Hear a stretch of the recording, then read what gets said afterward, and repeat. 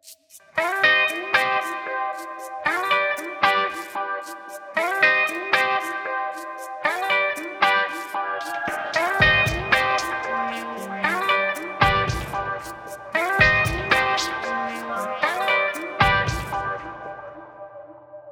everyone, welcome to the Escape Pod. My name is Sal. I'm Josiah. I'm Nathan. And we watched The Legend of Neil, which recently, this year is the 10 years since it ended. Wow. And isn't that crazy? Yeah, that's aged. That's aged, and I've aged. To set everyone up who doesn't know what Legend of Neil is, this was back in, I think, the golden era of web series, where basically it is a fan production of riffing off Legend of Zelda, where a guy basically jerks himself off while drunk and asphyxiating himself, and then gets transported into Legend of Zelda.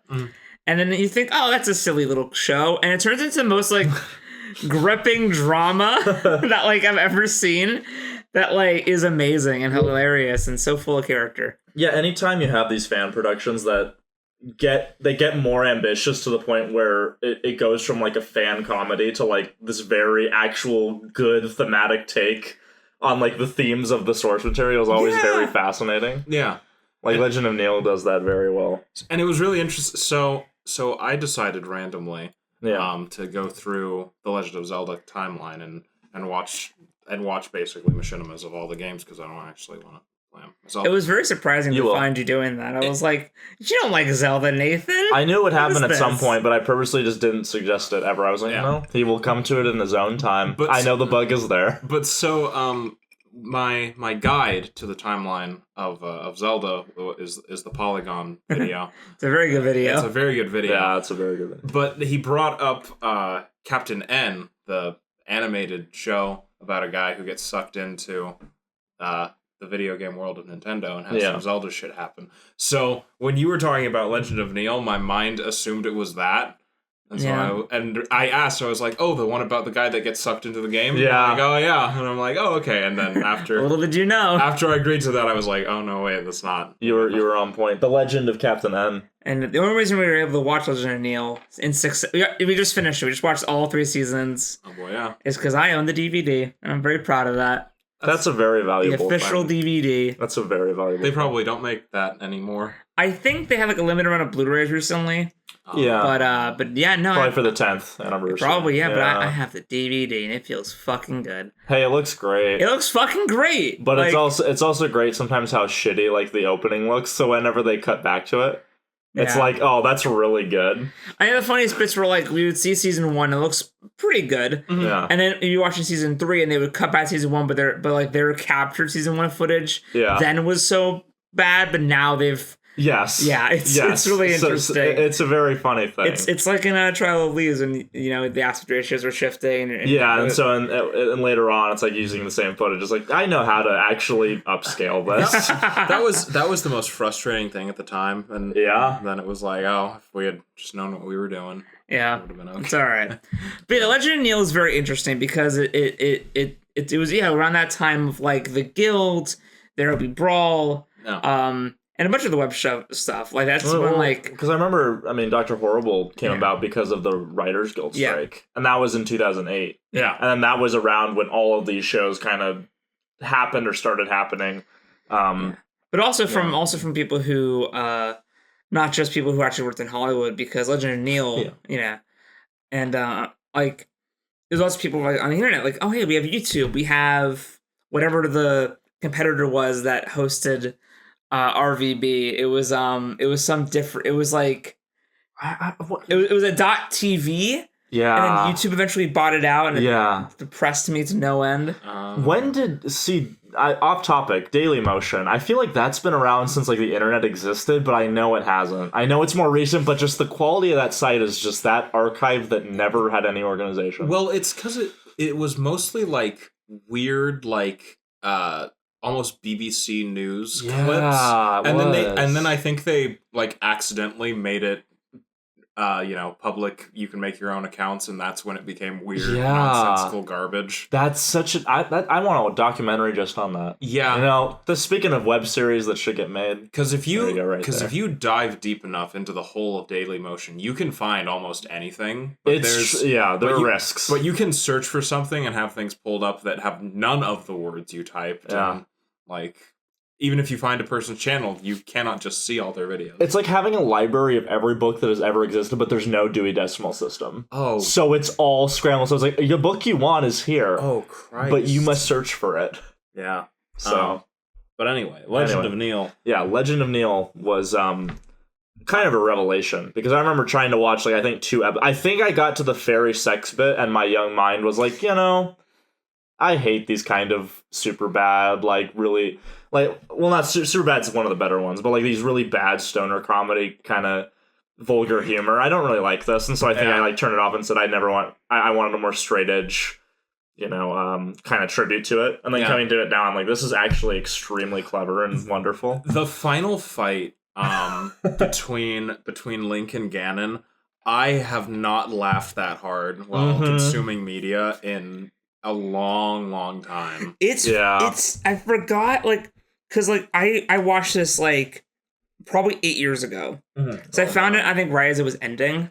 Yeah. Much like how I found Red vs. Blue right as it was hitting its 100th episode. That's back when they were going to end it.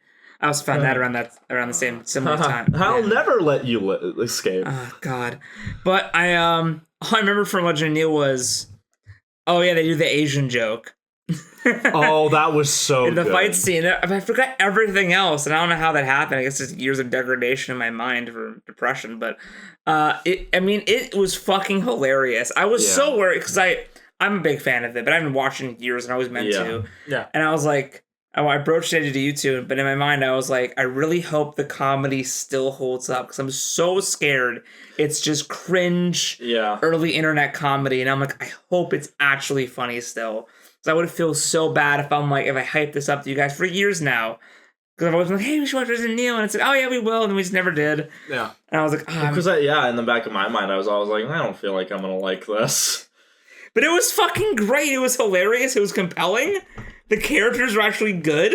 Yeah, it's amazing to me how, I don't know if you guys have... You've probably watched him, Sal, but, AVGN, as he was known back then, the angry Nintendo nerd. Yeah. The comedy had a bit of that. That kind of level of vulgarity and, props and stuff, but it, was such an interesting growing up story, become a man story mixed in. The whole thing is Neil, accepting himself and responsibilities. I think one of the best bits is him taking care of the fairy babies. And that grows his life. And that grows his life. That's so It's see? So at first it's funny, he fucks the fairy for life, and then later on it's he's taking care of the kids, and it's wow, this joke really evolved very well. Also, another thing that surprisingly was not jarring is anytime they would switch style.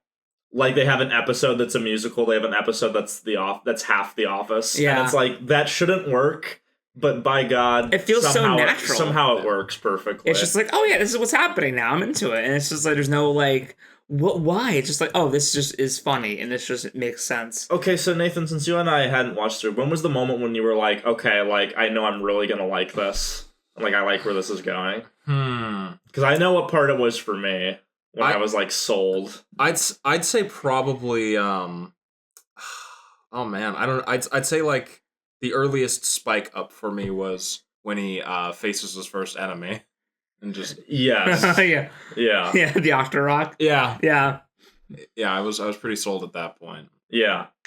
I there's so many good moments at the beginning.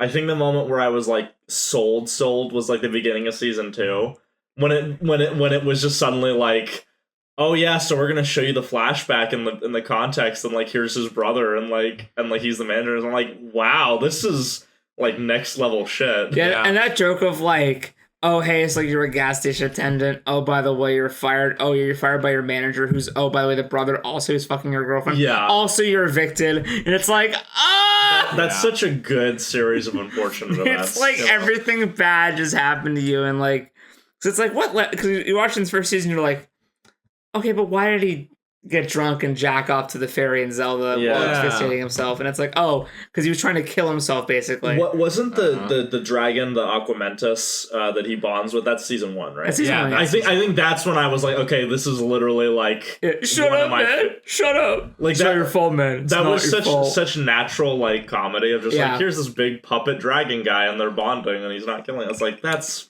also they revel in the charm of how low their budget is. I was just about to say, I think one of the things that makes web series stand out so much more than like movies and TV shows is that it's that weird mid tier of entertainment where I think for amateur filmmakers this is like something I could achieve on my own. Yeah, like there's a feasibility to it, and it just feels like a lot more relatable.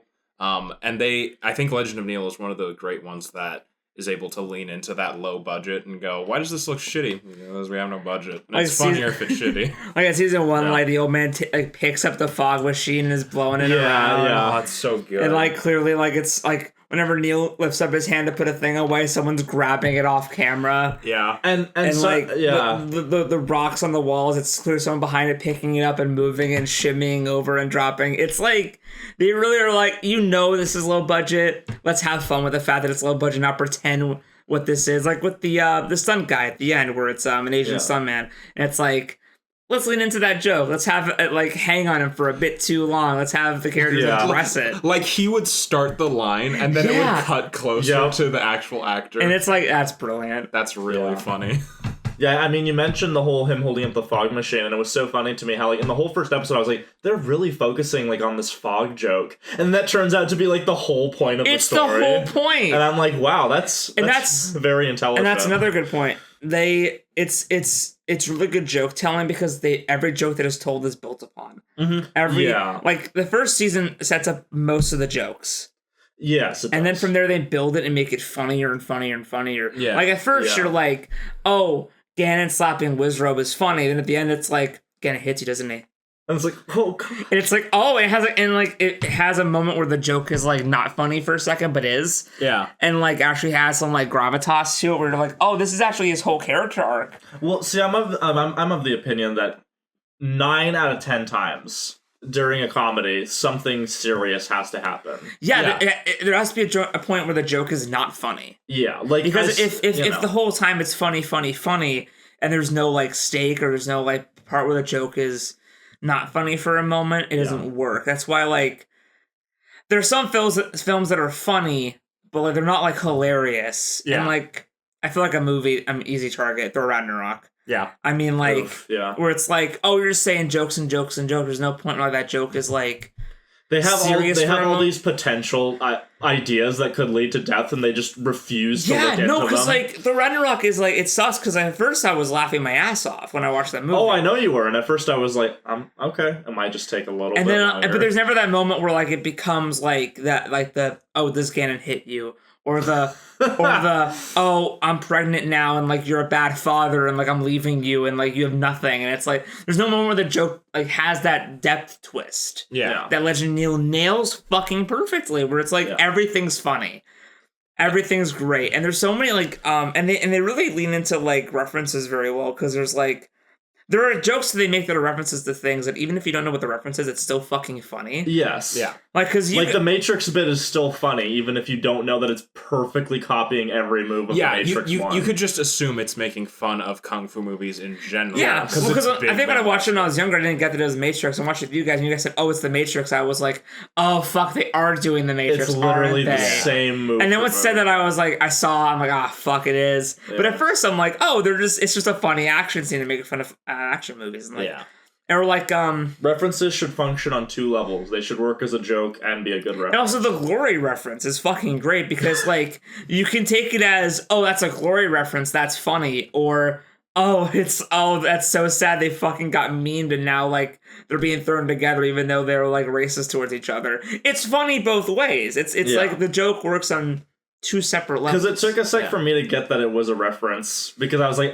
this is just a bizarro like plot to set this joke up. And I didn't know what glory was, so I didn't get anything more out of it than just that. But that was still hilarious to me. Yeah, it was a Civil War movie. It's why they were in Civil War. It's Matthew Broderick leading a battalion of black soldiers. Yeah, it's great. Yeah, it's fucking great. That sounds great. Yeah, but it is very much like Deadpool humor, where the joke is able to work even without being a reference. Yeah. And I will say, one of the things that concerned me when you were explaining this show was that it starts out, low budget, there will be brawl kind of levels, and then it gets picked up by Comedy Central, and then it gets put there. And I was thinking, oh boy, we're gonna get the drop in writing quality or joke quality once it's Comedy Central, because then it's like a syndicated show. They have to have more strict guidelines in place, so they're gonna like water down the humor and everything. And for the most part, they don't. They do change the opening so that you don't see him grabbing his crotch, grabbing his cock. Yeah. They do change the whipped out his member bit, but no. That's it. That's really it, though. And I will say, as much as I liked the musical episode, that was also one where I was like, oh no, now it's on TV. They're gonna feel the need to pad it out to a certain length. So like nothing got accomplished this episode. This was just a joke episode. And I was kind of worried that like the Office one would do that, but there was a bit more plot stuff happening. Yeah, and even like the glory episode, you're like, nothing really happened. At the end, it's like, no, this strength got me through all this, and it's like, it's all coming together. Yeah. Again, like I want to say that like so again, there's things in this that are, because it's a parody of the Legend of Zelda. It's a guy who plays the first Zelda game and then goes into the world. So hence it's quote unquote adapting Zelda elements. And so since it's just the first game, just the manual, because they use like the monster names, and just like what everyone was saying at the time, of course we called them elves.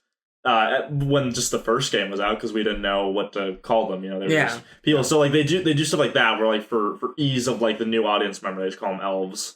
And then, but everything else is like insanely accurate, down to like what enemies are on what level, like what dungeons, what the treasure is there, like who what the boss is, like. Because for me, like I like Zelda. I never really played the first Zelda. I really played most Zeldas. I think the most I played is Ocarina. But like I've only known Zelda from like other things, and so like when you explain, like when we got to the bit where it was he gets thrown into the mouth monster, and like you kind of said, oh, it's funny because they take their shield, they take your items. I was like, because like, that's just funny, because just as it is. But then you're like, oh, but it's actually a reference to the actual enemy, and it does this, and I'm like, what a clever like. Huh. Yeah, no, almost everything they do with the enemies is completely just, like, adapting something that is true in the game. Like, the whole Aquamentus can't hit him in that corner of the room. It's like that, you can do that. Like, obviously you don't have a heart-to-heart with it. Yeah. But, like, a lot of the things, like the Darknuts only being able to kill from behind, like, all of that is accurate. Like, anytime they do, like, oh, yeah. But then they do their own twist where it's like, oh, it's because they don't have enough budget to have the butt plate armor, so you get stabbed in the butt. Yeah. That's good. But so many elements, like, and again, like, down to, like, the level, like, the Wizrub's level is level 8. It's like, no, this is how it is. It's like, oh, God, like, it's... And again, you don't have to know that it's perfectly adapting... Because I didn't know that. Yeah. But it adapts the gameplay of, like, a game with, like, a very basic story, and is like, but we can... fill in all this shit for comedy purposes. What I also didn't know is that the random, what are those people called? Moblins. Moblin. I didn't know there was a Moblin in the game that said the whole, it's a secret. Yeah. I didn't know that. I thought that was just a funny thing. And then you're like, oh, that's from the game. And I'm like, what? Yeah, that's a famous meme. It's a secret to everybody. But, like, the fact that they were like, hey, isn't it funny how he's the only friendly Moblin in the game, and they made that a plot point? Yeah. Like, that was really clever. Like a whole episode. Yeah. Yeah, it was extremely clever. I again, like, Legend of Neil, good adaptation of the Zelda, of at least Zelda 1. I will say I've now watched cutscenes and shit for like 5 games now or something, and I would say even 6. 6. Yeah, I would say even removing the fact that it's not really Zelda, it's still pretty high up there in the adaptations. Yeah, so, it's like, and it's also very well acted, because there's the bit where you see like Nega Neil. And like you're like, oh, this guy can like do other performances really evil and like mean. Yeah. And it's like, oh shit. And then like there's the fucking like The parents being the mirror images of the kid was so... God, that was not a... That was like totally a Medea moment. I was trying to think of the franchise that does that's that. where the whole family is just the one actor, and it's like, this is highly disturbing, and I suggest you stop. Yeah. But Legend of Zelda, I was like, we're going to exploit that. Like, make it very Uncanny Valley. And you brought up a good point when we were watching it, where it's like, oh, they could have had it easier where they have... They could have Neil's actor be the mom. And then Daryl. But they have them sitting dad. next to each other, which is harder. It's harder but they to do. Did it. Yeah, but they purposely did that, and I was like, that very well. That was a big well dick moment of like, look at this Comedy Central money, bitch. Yeah. This is what we could do. But even with the money, like you can tell there's more budget, but also like they still keep it low budget. Yeah. Oh, absolutely. Yeah. They don't lose the charm ever. No. It's just like there's bits where like, oh, like that. Like the final boss room is like, oh shit. Yeah, that was very impressive. So that's where it all went. The lava going everywhere. I was like, oh, that's a whole room. You took the time. Let's also talk about how this show really does like mini story arcs within like 3 minutes. It really does. Like. You're talking about the shopkeeper plot. Yeah, just his whole entrance there, like him getting the crossbow point at him, and like the tension still like going as you like money-making game. Like, again, wow, this is so easy. Anyone can play it. I want to play it. It's just like it's such a good reference, but also such a good short story and microcosm of just this whole arc the elf cop comes in, and it pays off with like, oh, that's funny. That only usually happens when you pick up that item for the first time. Yeah, I don't know. It's like, people who steal it, I just shoot them. I mean, boom, and it's like. And he like is aiming the crossbow at in Link's direction, but he's completely friendly. Yeah, and you're like, this is very tense. And the pub episode where they become like friends. No, and it's like, oh, your son's getting married, and like it. What a great setup and payoff. Because that goes on for like 2 or 3 episodes. Yeah. Because then like later when he's fighting them, he's like sad he has to kill them. And then he quits the quest just because he's so torn up. Yeah. He's like, because he kills them and then doesn't Fairy leave him, doesn't heal him. Yeah. He's like, I'm done with this shit. Fuck this quest. Yeah. It's just super good. It's something I'm glad that I've come to. But I feel like I definitely miss this era of like the internet where like creators could go on and make like a series like this and like just have fun with it. So I feel like web series. Everyone has a web series now. Like it's not special. Like there's YouTube Red, of course. Originals, please. That's a YouTube Originals, please. But it's also like I feel like back in the day it was like, oh hey, you were in Dr. Horrible, like you were in the guild. Oh, that's extremely impressive. Like people knew what they were. Yeah. Well, I think it's also just I think it's because that era of the internet was much more viable for that kind of thing. Like now it's so corporate. It's so corporate, and also like YouTube doesn't reward you for getting outside the box. That kind of content because oh, I'm gonna do the 5-minute episode web series of like 6 episodes. That took me like months to and make. Like one comes out every 3 months maybe, and it's like fuck you, only 400 hours watch time, no monetization, fuck off. Yeah, and it's like and it's also because we have this like we don't have as many alternatives to YouTube as we had back then. Yeah, because I was trying to think of who the competitor was, but for a while that they hosted Nostalgia Critic stuff, all of the other people like Nostalgia Chick and all them. Well, it's funny how they left, made their own thing, had a model that was kind of working, and then because of certain people in the company, it just bombed, and then they were like, please, YouTube, give us your monetization dollars. So now they're dependent on YouTube, and it's like, you were striking out there as an independent, and you failed. But same with Rooster Teeth, because they didn't join YouTube for a while. Yeah. And then eventually that company, I can't remember the website, but they were the strong competitor for, I was making videos on there for a bit, but no. I think Pavel Hall was on there for a while. Oh, man. Yeah. Yeah. But then, I know when we... Blip was the start of it, dude. When Blip died, I think it was Blip. Because see, I think it was Blip. Because that's what that guy with the glasses using. I think that's what Rooster Teeth. Yeah, it was Blip. Thank you. Oh, a weight off my shoulders. Blip, for that name. You were able to make so much money just on like basic interaction. And since there wasn't a lot of competition, and they weren't cunts about copyright. No, you could pretty much just, if you were doing a review, like as long as you weren't posting a full movie, you were fine. I remember I was watching one that guy with the glasses type video where they brought someone over who's mainly on YouTube, and they're like, "Oh, sweet, I can show clips now. This is amazing." And I was like, yeah. So how true that statement still is. So that's a whole podcast in and of itself. The that guy with the glasses. But speaking of web series, actually, I might circle back around to that. But Blip TV, when Blip TV died, that's when I knew.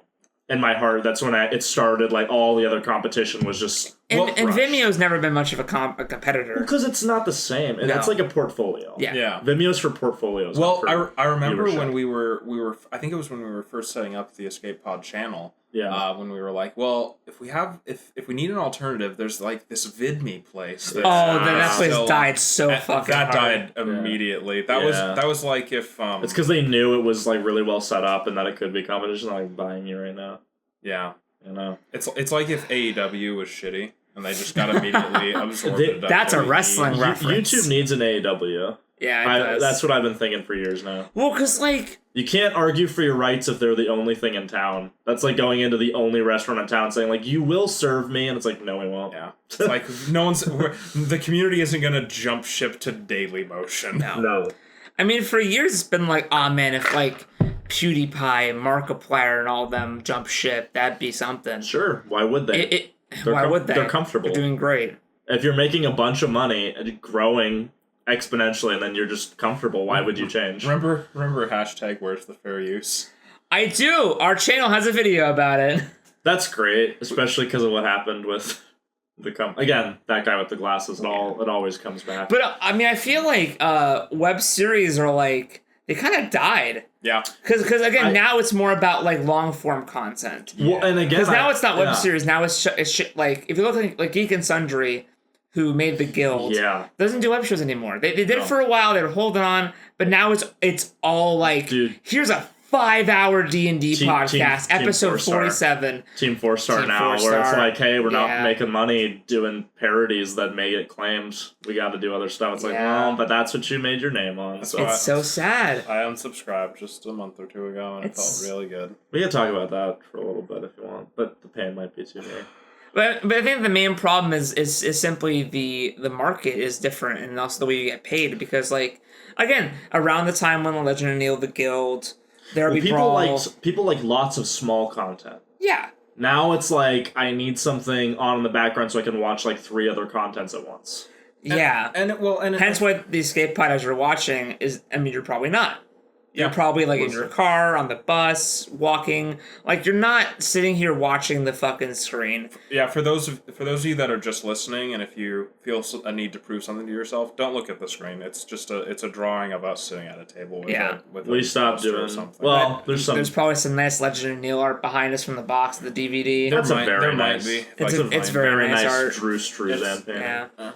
Yeah. But like we realize that like I we get a lot of comments where it's like, man, I love listening to you guys. And I'm like, I spent 4 weeks straight editing the visuals. Fuck. I mean, again, it's a podcast. It's a podcast. Unless you're like a big deal. No one's gonna care about Initial Escape Pod where you literally animated every sentence. Yeah. Well, that was a lot of fun. I think I do enjoy it. But it is interesting how we were talking about, okay, the Slenderverse died, and then it's like, well, maybe just all web series kind of died. I think, well, you were saying something. We'll circle back, but you were trying to say something. I just want to put that in. I was saying, so this, I'm not saying this was necessarily better, but I think since I feel like there was less of a system as far as compensation on YouTube went. So, like, when people made a web series, by and large, it was just for fun. Yeah. And then it was like, oh, getting paid is a pleasant surprise. But now that it's so, like... competitive. It's so competitive. It's has a system now. There's like, these are the goals you need to hit in order to get paid. It's not just, people watch X amount of time, we'll give you X amount of money. It's become the focus group of TV. So now all of these web series have, like, a business model in the background, and you can kind of feel it. It's why, like, Rooster Teeth did a really smart thing, and Game Grumps is doing it too, where, like, Rooster Teeth does Let's Plays. They have Achievement Hunter. And the money from that fuels Red vs. Blue, fuels RWBY, fuels other shows. Yeah. Because is RWBY still going? Yeah. Huh. Is what still going? RWBY. Yeah. Huh, that's and they have Genlock and other stuff. And why is RWBY still going when the creator's dead? Because fuck you, it's making I money. thought the story was getting wrapped. No, fuck off. All right. But also, like, then you have... I guess Urushi's the one thing still doing web stuff, but even then it's, like, not really web stuff. It's also premiering on, like, Crunchyroll and Netflix. Yeah, and it's basically a show. It's a show. Yeah. But also, like, Game Grumps is like, oh, we do Let's Plays, but then, oh, we make so much money off of this. Hey, you're my friend. Make a game with this. Or, oh, hey, Ross O'Donovan, make an animated show with this money. Like, have fun. Like, that's kind of like... What was that one show that Game Grumps put out? The gaming tournament one. Was that with Ross? I don't forget what that was. It was Ross, and he was The Guild? It wasn't the Guild. Or, It's not the Guild. No, it was like, it was like, Guild Grumps. Guild Grumps. Guild Grumps. Yep. Yeah, that was awesome. Yeah, that was something they put out. That felt like old web shows. It did have that quality. But it was mixed with Let's Play, but it was different. It was yes. So if you don't know what Guild Grumps was, it was like a 5-episode thing where, like, because Ross O'Donovan's big into World of Warcraft. Right. So they basically had like a whole fucking camera crew. It was kind of Office style filmed where he was trying to get all the rest of the people in a Game Grumps into World of Warcraft by like playing it with them. And it was this whole like fucking like, it was really cool, like, kind of mockumentary Office style web series. And it was great. It's just like, I miss that kind of stuff. Because I feel like web shows, if they're being made, they're not hitting the lengths that like the Guild hit. Yeah. Or like Legend of Neo and stuff like that. Because then again, YouTube just goes, oh, this is profitable. Let's absorb it into the corporation. It's a YouTube original now. And it's like, well... Yeah. And that's the other thing with it being a bigger thing, is if it's a lower level amateur channel making web series, it's them like trying to get big, trying to break through that ceiling and without maybe having a full story in place. Or like it's a YouTube channel, but it's essentially TV. Like they've got, they're the verified channel. We know it's this celebrity that runs it. Whereas back in the day when Matthew Mercer just decided to throw There Will Be Brawl into his account, people would be like, oh shit, this is Matt Mercer's YouTube. I didn't even notice until I watched the video. Yeah, you know? There's also stuff like, what's next with Lonnie? What's up with Lonnie? Next Time on Lonnie. Next Time on Lonnie. That's a great show. That's great. I miss, again, like... Well, see, Next Time on Lonnie, they did have the 2 seasons, and they completed the story. And I was like, okay, cool. Like, it got bigger budget, but then there's stuff like... one that hits me is Britannic. How, like, when you look at their upload schedule... Like, because they did that... they did that Much Ado About Nothing with Joss Whedon. Yeah. And then they just fucking disappeared. Yeah. And I don't know what they've been doing. They like, but if you look at their upload schedule, like, yeah, the stuff is now cleaner when they put it out. Maybe they're just perfectionists. But it's like you get it like every like 2, 3, 4 years. I don't know the actual specifics, but I'm telling you, it is 100%. It's just not profitable, and they don't. And like, to do it is like they're also probably hired by other people. I'm sure they're working on like actual shit. I'm sure, but I just haven't seen it. Oh, Caleb Gala was a fairly recent web show. It was an actual web show. Yes, that, yeah. The wonderful and fabulous gay life of Caleb Gallo. Well, it's just because he's really good at audience interaction. Oh, he's great. Like, he puts out so much content, but it's clearly like he had a good idea. Yeah. It's like what we all thought Max Landis was. And then he turned out to be... We don't talk about Max fucking Landis. But we can say, because it's on topic. It is on, okay. Death and Return of Superman and Wrestling Isn't Wrestling. That's a very good style that he... Did he make that style, or did other people do that before him?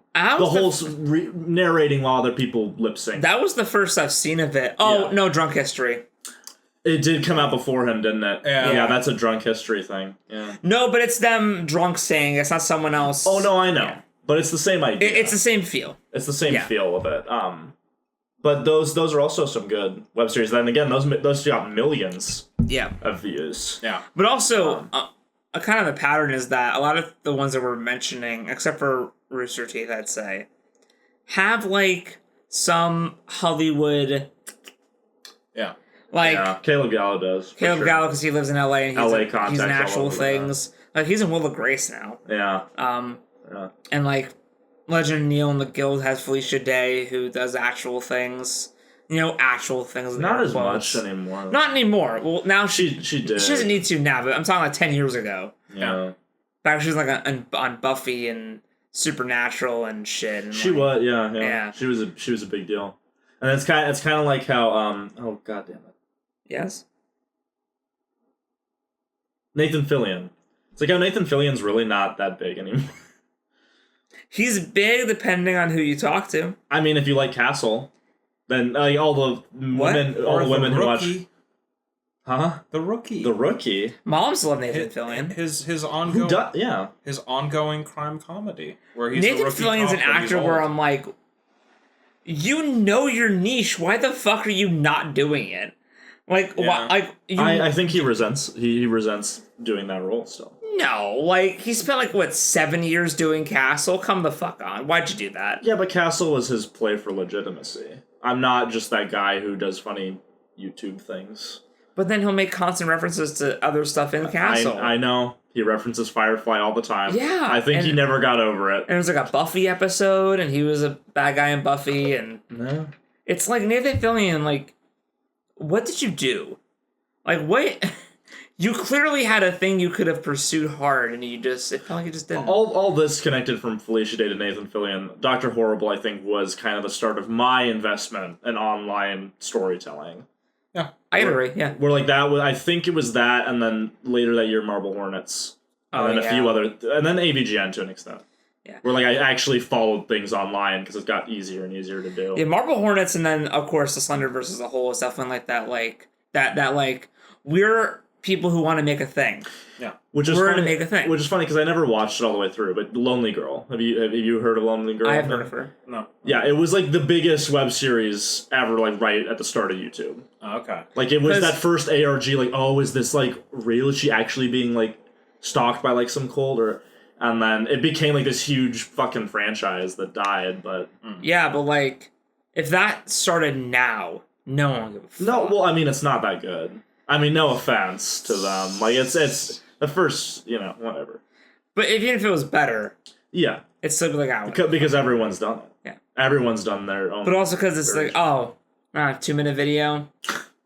Well, I don't, dude, YouTube. Again, I made a great video about YouTube's video length that I think is immaculate. But like their whole thing about like, yeah, no, it's okay. Tell stories in the amount of time you want to tell it, but. If you make a shorter video, people might not be that invested in watching other stuff. Yeah. And it's like, what the fuck's your problem? That was like an abusive ex, dude. It was an abusive ex, and I was like, what the fuck, YouTube? They were like, hey, listen, I would never say anything behind your back, but, you did cheat on me, so I might... It's like, listen, I'm not saying that you're fat, but, probably put on a different dress. But, Becky looks great in the dress, better, even. It's like, oh, God. Like, fuck off, YouTube. Fuck. Because, again, it's like, it's been dominated by, like, podcasts and long-form content, and, like... Yeah, it's just not the same environment. It's kind of sad. Dude, even Machinima got killed by this. Like, the channel. Oh, yes. Yeah, I was like, in general, they got killed way before. Because Machinima, when it was Machinima, was great. It was like, hey, I'm going to host all these web shows. And their YouTube's gone. And then then it became, like, reviews and Let's Plays. And then, like, they did the fucking Mortal Kombat show. Oh, yeah. And it's like... Fuck. They'll occasionally... Basically, what Machinima is good for is hosting better videos from channels that don't get enough exposure. Like, Machinima hosts a lot of those superpower beatdown things, which are from Bat and the Sun, who I remember watching their fan films way back in, 2007. Yeah. So, they host videos from channels that nobody knows the name of because it's a weird name. And it's like, oh, it's on Machinima. Oh, okay, people watch it now. And that's what it should be, then it turns into this weird fucking thing. Sort of piece of shit garbage. I went a little off topic there. No, that was within the purview of what you want to talk about. I'd say that all tied together. Legend Neil was great, though. It was very good. I just missed that era of creativity. The era of, like, hey, wouldn't it be funny if we made a series that was like Link, but it was just some dude? Well, and the old man is me in a beard. It's like, that's genius. Well, like, I'm a bit gay. Well, when you get right down to it, it's a lot like Ocarina of Time. you know, and YouTube is just Ganondorf, and the audience is Link. Jesus. And everything that was good about it was taken away from them. Oh, and if we just go back in time, it was a better place. Yeah. Jesus. But the threat is looming. The flow of time is cruel, as they say. This is depressing. Yeah, well, yeah, fuck you. Legend of Neil is a pathway to many depressions. Some consider. I mean, when you were like, I want to talk about web series and what happened to them. It's like this is just like, which I mean, so I know you guys didn't follow it, but spill a little tea here, just because I mean a lot of people forgot. But did you guys follow any of like the meltdown that was Channel Awesome, and that guy with the glasses? No. Like you didn't hear about any of it? No. Oh man, I don't dude. care. It was like a huge thing. Like I lost my investment in Channel Awesome and what's his fucking name? Walker. Doug Walker. Doug Walker. Yeah. All right. It's that fucking Mad Max Fury Road review. Oh, that was his dog shit. That was reviewing the reaction to the movie and not the movie. Which, to be fair, Red Letter Media made that same sin with Force Awakens. Yeah, but it wasn't this trash. I will argue that it was far better. I mean, it constructed. Yes, they didn't dress up in the costumes and say we're. And also, it was only part of the review that was that. They did at least. No, I know. Yeah. Whereas with Furiosa Road, sorry, Fury Road, at the like review of it was the very. I was like, it was all right. See, I checked out way before that, but I still like popped in, and then there was the Mad Max one where I was like, maybe he's got something interesting, and I moved to like into the video, and I was like, wow, this is the worst. Literally, I haven't watched it in years, and I saw somebody watching, and I was like, oh, is that a nostalgic video? Okay, then I sat there and I was like, oh, buddy. Yeah, buddy, no. He tried to do demo reel, and then it failed. Fuck! Yeah, I was done around the time his first chick left, whatever her name is. What, Lindsay the Ellis? nostalgia chick?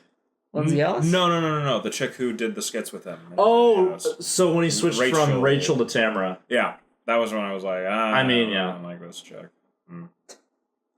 I'm sure, Tamara, I'm sure you're a lovely person, but, I mean, it was all going downhill. Yeah, again, she was brought over from demo reel, and I was like, that show failed. Is this really what you want to be saying? Like, I see an old man's sick joke. Doug Walker doesn't have a lot of female friends, so, well, slim pick. I didn't want to say it. You know what it means. I mean, he's married, but if I don't, never mind. I don't know anything. My point is, okay, so I think I remembered what got you started on this Zelda kick that led to Legend of Neil. Is you were watching There Will Be Brawl, and the bug got in your head. You know what? Like, all Link's story is really good. I need to get like the backstory for that. I mean, it was in close proximity. That and also... And then I was watching the Polygon video, and you caught the last, 5 minutes of it, and I'm like... Yeah, the Polygon video. And also JPW. Yeah, absolutely. It's a subconscious thing that it grew into an idea. If three things, Over all time. independent of each other, happened to you about Link at the exact same time... It was the three Triforces, if you will. Right. You excited? Triforce. Yes. Mm-hmm. Anyway. Do you like how the last bit of the Triforce of Wisdom was the chastity belt for Zelda? That was, again, that was like one of those ones where it's like, that is literally a joke from Men in Tights. Yeah. Like, the audacity to just go, this is the end of the series, we can reference the end of Men in Tights. It's like, that's very brave, but I appreciate it. I can't wait to marathon Legend of Neil, then Super Mario Bros. Movie, then There Will Be Brawl. Oh, can we appreciate the level of restraint of not...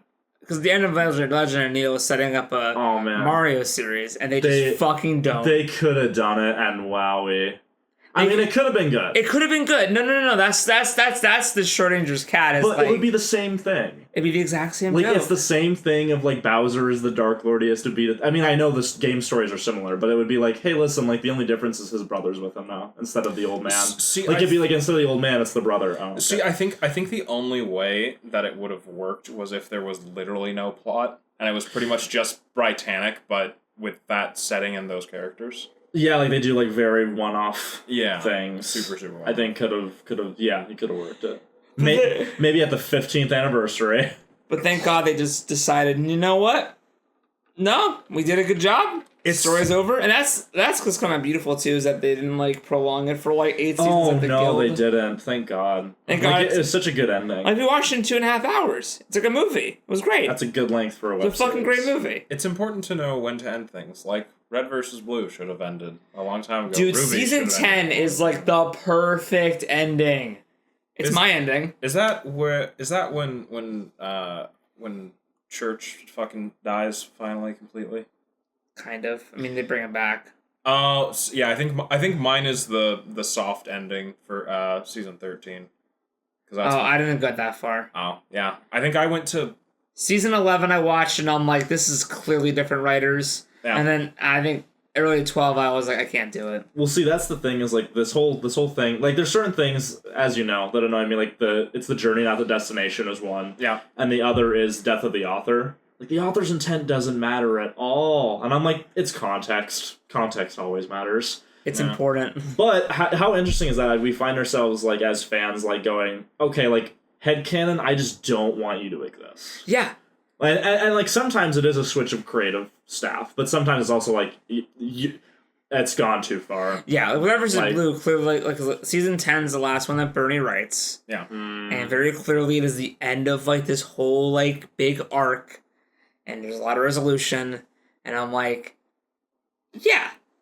Sometimes you can bounce back and do, like, a revival thing that's good. Sometimes. But oftentimes it is not. No. Yeah. X-Files. Oof. Technically Legend of Korra. I like how they were like, we want the X-Files back, we want all the alien plot stuff, and they were like, we're gonna bring it back, but it's all Monster of the Week. And it's like, we don't want that. No one wants that. Yeah, why would you do this? Why would you do that? The one thing that, like, the only people who care about X-Files are the fans. Yeah. And then you purposely don't give them exactly what they want to finish the story. That, like, the hubris. The fucking gall. Thankfully, they didn't do it with Star Wars. Thankfully, with Star Wars, they gave us exactly what we asked for. Yeah, no, I agree. The Revenge of the Sith is a great ending. Yeah, no, it was beautiful. Yeah, it's fantastic. What are you gonna say, Nathan? He gets it. He's just dying in his seat. He's catatonic. I'm trying to come up with lines from people who are dying, but I'm actually so drained I can't even summon that much energy. I think what I want to see is that I think that I wouldn't mind from the Escape Pod, if you guys are up for it, to go through some of not only older web series but newer ones too. Yeah. I can definitely see us going through the Guild. I could see us definitely doing a There Will Be Brawl. Because There Will Be Brawl is worth, like, a episode by episode commentary, even with, like, pausing. Yeah. Like, because there's so much to say. There's so much. Like, I found this last time watching There Will Be Brawl, it's like, I had, like, 100 more things I could say about all of that, and there's not enough time. Yeah. You cut that? I could, yes. So I think also I want people to comment down below. I haven't doing a call to action. Sorry. Do you mind? We need these. Thank you. Fuck you. Fuck you. But I think that what current web shows are out there that we're just not? Cobra Kai. No. I don't count YouTube originals. Oh. Yeah. I don't want corporate shit in my fucking... I've heard it's good. If you want to face battles on your own time, that's up to you. I'm just here. I want user-produced, not fucking corporate tool-produced content. Like, it's YouTube, not corporate tube. Am I right? It'll get changed soon. What was the original it'll be called Tube Corp. of YouTube? It was like YouTube Express Yourself. Yeah. Well, fuck you. Yeah.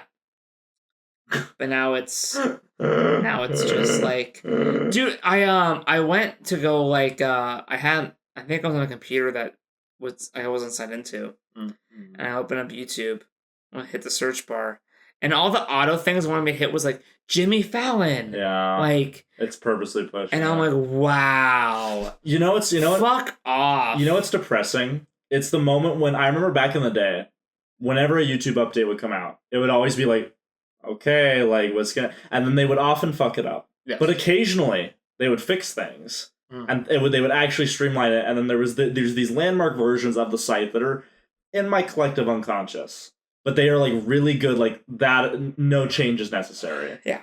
And then there's the point when you just stop caring. Like, anytime they update it with something stupid, you just say, whatever. Like, I'm living into the occupation, you know.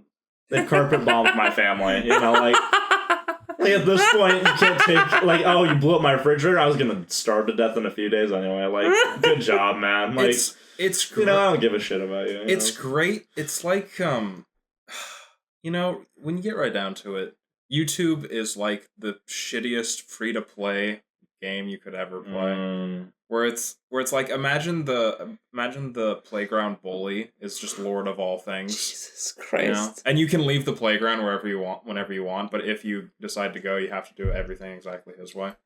And if you want to go to a different playground, every other playground is like rusty and like not the same size, and and they bulldozed over half of it. Yeah. So you got like half of a steel cage.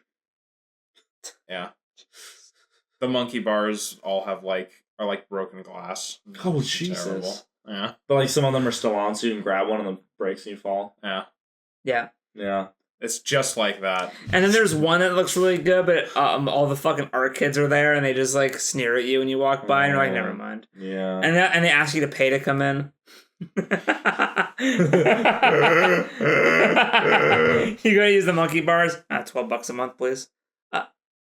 What? All I'm saying is thank God for Pornhub. That's the site. Can we talk about Pornhub? Is this the video? Modern web series. It's just today the day. So I've been on YouTube for years. Literally, oh my God, over a decade. Yeah. Oh, fuck. Yeah, I've been on it for almost 15 years. Oh, fuck my ass. Yeah. Something else. I haven't made a dime off of YouTube. That's not true. You made 5 cents that one time. I never got it. Also, fucks. Also, he said a dime. No, I know. 5 cents falls well short of a dime. I'm selling. Thank you. Yeah. Thank you. And I never got that dime or those 5 cents. Yeah. I didn't get anything. Yeah. Because back when I was... They took, you didn't get past the point of what they would take out. Yeah. Yeah. And then they said, oh, your video is not at 1,000 subs, no monetization anymore. And I'm like, but I was, too bad. Yeah, fuck you. Yeah. And so YouTube been on here for over a decade making content my whole life. I've uploaded like probably thousands of hours of content. At this point. Not a fucking cent. I go on Pornhub for like 4 months. Oh, here's $8. And I'm like, wow. That is exponential growth. Wow. Yeah. That is ripe territory. Wow. You know? Like for people who don't know our other stuff, I'd say. Jocelyn Possum plays our Let's Play channel. Yeah. Does, porn games. Yeah. And then I uncensor them, slap them on Pornhub. Boom. Just for fun. And you know what? People aren't assholes. And I'm already verified. Yeah.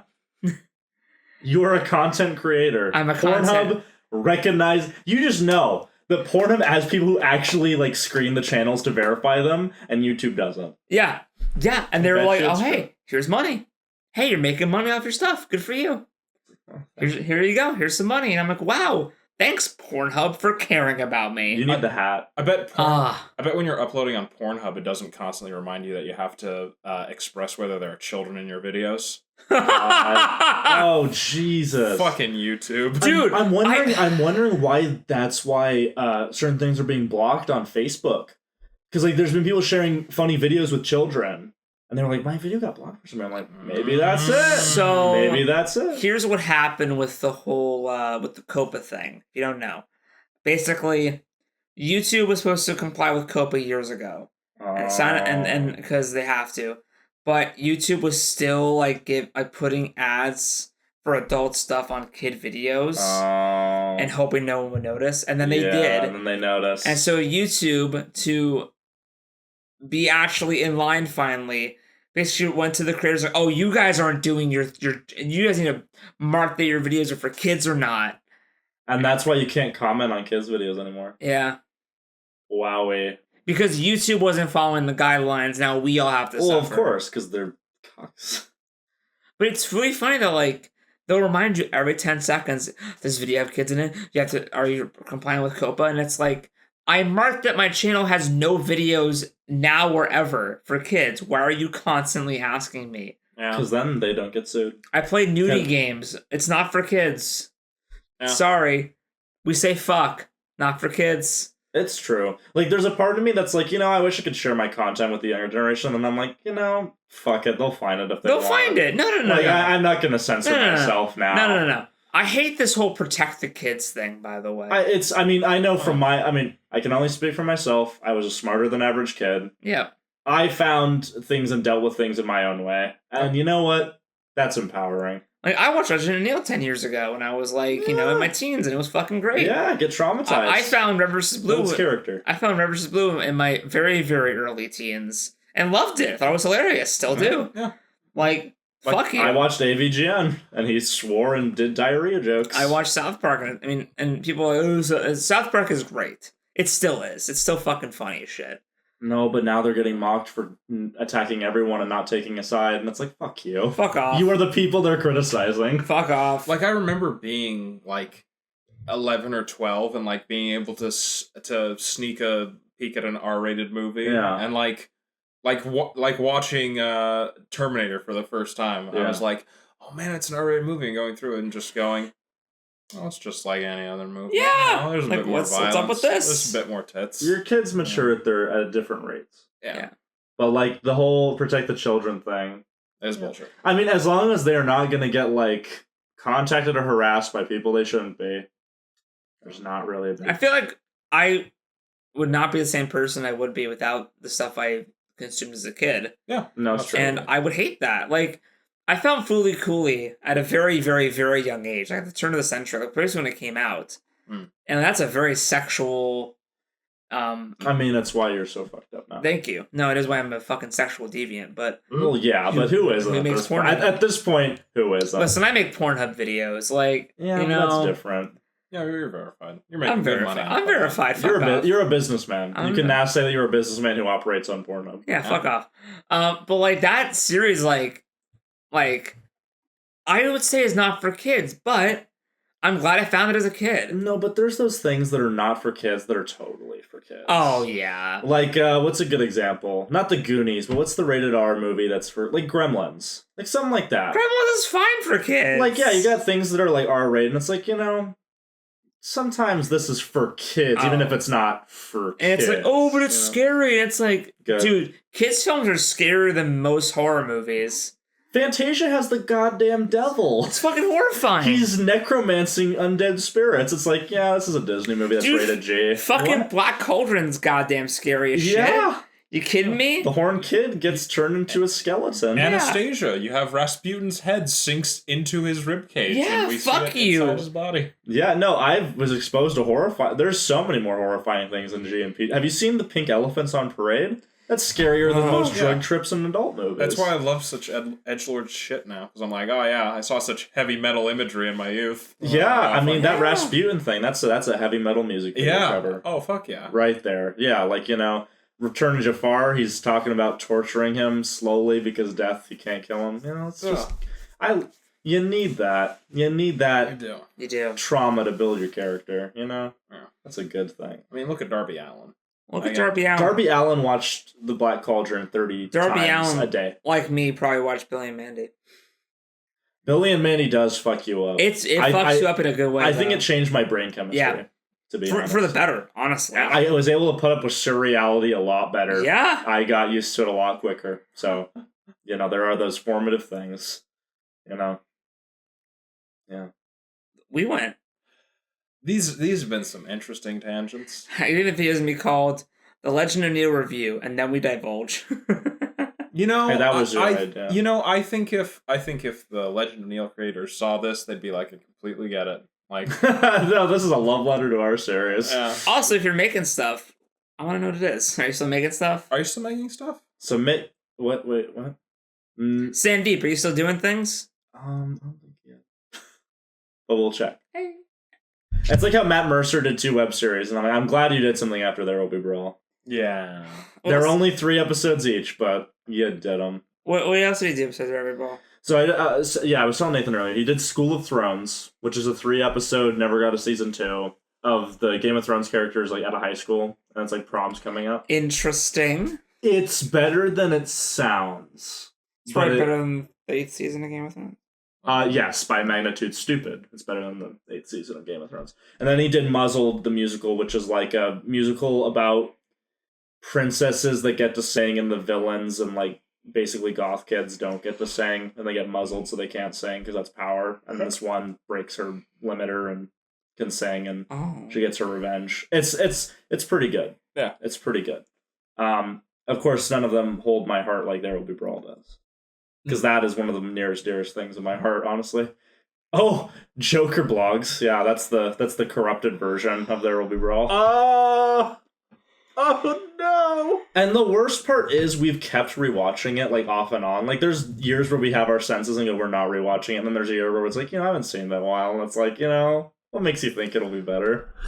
What makes you think it doesn't end in tragedy? I gave them $25 to continue their shitty little series. That is gonna haunt shitty your little kids. DVD from them.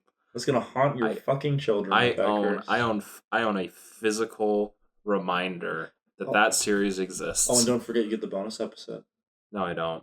You do. I Gasoline should. It's not cheap. I should. So the latest thing that Sandeep has done was an Eco original series, Wizard School Dropout. That he directed some episodes of. What did you just say? Oh yeah, remember? Oh fuck, what is it called? He does stuff for a thing called Eco. I don't know what this is. What's that? They're the globalists. We're coming for you, globalists! He gets it. Oh, What were you, Nathan? Help me. I need to help you remember. Nathan, help me. What's that shitty like bottom tier web streaming service that it's like more Freeform. Freeform. Oh, fuck off. That looks like it was gonna be a users based website, but then it turned out to be bottom tier, no budget corporate shows. Was it Cloak and Dagger? Yeah. Oh my god. Or if you're a normal person, it was on Hulu, because Hulu just has everything that Freeform has and more. Why wouldn't you just get Hulu? Well, because Freeform's free. Wow, in 2012 he did a web series called Save the Supers. And the description is, Merman leads a group of superheroes whose superpowers can't shield them from the effects of an economic downturn. That could be good. Yeah. That could be good. He plays Merman. Of course it does. It'd be great. Does he have the same beard? I hope so. Because that's a great beard. Oh, it has Tayson Day as himself. Of course. And Seth Green is DJ Death. Remember how Seth Green was in Scooby-Doo too? Yeah. And that was a way better ship than who Velma was with in the first movie. Obviously. Yeah. Still wasn't Velma X Shaggy, but it was alright. Hey, listen, we always had Mystery Incorporated. You wrote an episode of Glitch Tex. I don't know what that is. It's a Netflix original. No, it's not. Game world monsters are wreaking real world havoc. Here comes tech support. What is with this thing where he's always doing things about video games? He's a fucking nerd. I mean, I know, but it's like, hey, it's the same as Legend of Neil, but the monster. Well, what do you want, man? He's a fucking nerd. Yeah, that's true. That's true. Which isn't a bad thing. I mean, no, it's a very good thing. They replicated the Matrix move for move. I can't believe they did that. He acts in it, and so does Felicia Day. Of course she does. Of course she does. Felicia Day, do more things, please. Maybe she does. You just don't watch them. Well, do more things. Don't watch all of her YouTube channel videos. They're not all that good. From what I saw. From when I eventually unsubscribed, I should say. Oh, wow. Felicia Day was in an episode of The Rookie. What a surprise! My friend, you're alive! So very word. She voice acts a lot, looks like. Yeah. I bet she's in Diablo. Yeah, I bet she's in Diablo 3 or 4. I don't know the context you have that makes you go, this is the most logical thing she could be doing. He might get, I don't know. Diablo, Modern Blizzard does that. Where they're like, I'm going to put this person, like... She's in Guild Wars 2, does that count? Yes. I don't know what she was in Dragon Age Redemption, the web short. The Revenge. Oh, not even the game. Oh. No, she was in the game too. Oh. Both is the same character. Yeah, I figured, but I was scared. I was scared she got recast. Okay, any other topics anything at all? We can always edit it out. Just what's on your mind. Yeah, I have one more thing. She's not in Diablo. Come on. Hey, you were so confident. I said she would totally. That doesn't mean totally is total. It's a Your language is beautiful. I'm gonna beat you like Ganon beats Wizrobe. Oh. Does Ganon hurt? Does Does Ganon hit you? Takes a long second to comment. Like that moment when he realizes the abuse is real. He's like, it's not just in my head. I'm a good person. I have more friends because of drugs. I have more friends. What a haunting, sobering thing to say. It's like throwing a hot dog down an extremely tiny hallway. That is so dark. That is a very dark joke. That's very horrific. Because you had to think about it and you're like, wait. Oh. Nathan, you were going to say something. I want you to say everything that pops into your little head. No, I don't have anything. Good. His head's quite average, thank you. Thank you. You're welcome. That his head's not CGI'd on the fairies. Now is it? Ah! Fuck! Gotcha, man. Fuck me! Yeah,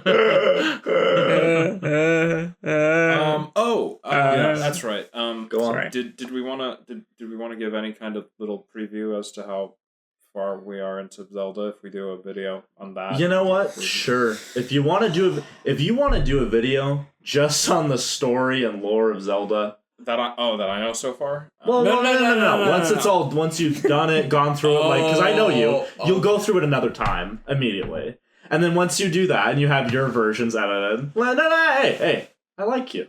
You're a sweet kid, but I'm just telling you how it is. That was very precise. Yeah, I'm working on it already. So there you go. See, you're going to go through it. You're going to be like, wow, that was awesome. You're going to go through it again. You'll make your own timeline, I'm sure, once you delve deeper into the lore. And then we'll talk about it and we can...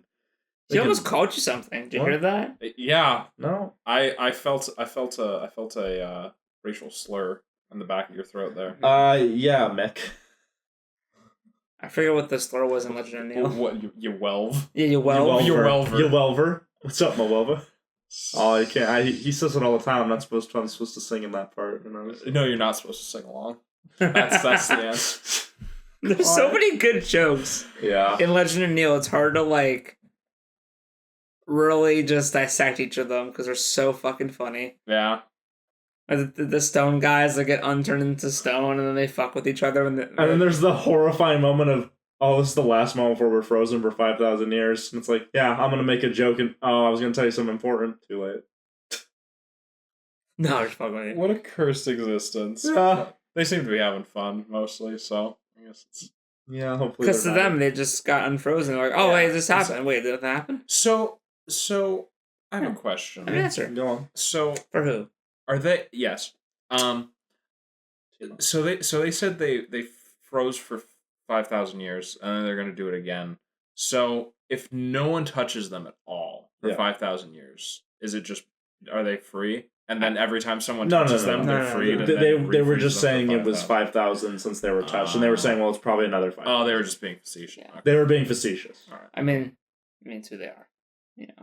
That's fair. I mean, you can kill them in game, so Oh, well, that's assumedly good. at some point they'd be free to join the big ball of darkness in the sky.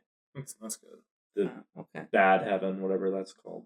The bad heaven? Yomi? Yomi, I think is shadow. And they'll become yokai. Yeah. Yeah. That makes sense. Yokai Watch?